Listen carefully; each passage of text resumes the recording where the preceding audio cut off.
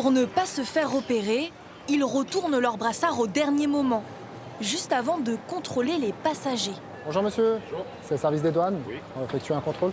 Ce matin, à la gare de Lyon, nous accompagnons exceptionnellement des douaniers et leurs chiens renifleurs à la recherche d'argent liquide.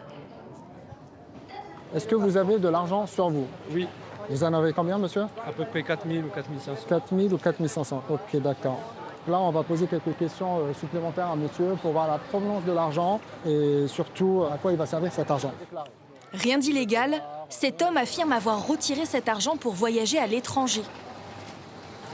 Si vous avez 5-6 000 euros et que vous me dites j'ai aucune profession, cet argent il vient de je ne sais où, là, on va s'y intéresser et on a notre arsenal législatif qui nous permet de retenir l'argent.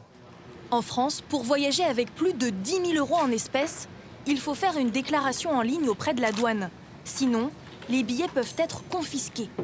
En 2025, les saisies d'argent liquide par la douane ont atteint un record.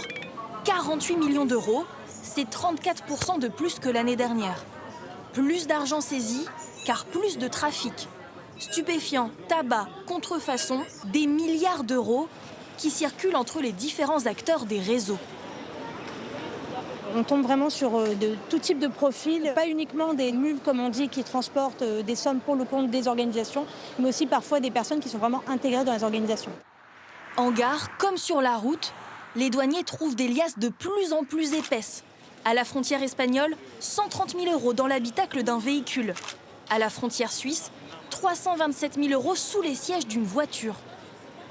En octobre, la douane a adopté une nouvelle stratégie anti-blanchiment, saisir l'argent au moindre doute pour affaiblir autant que possible les trafiquants.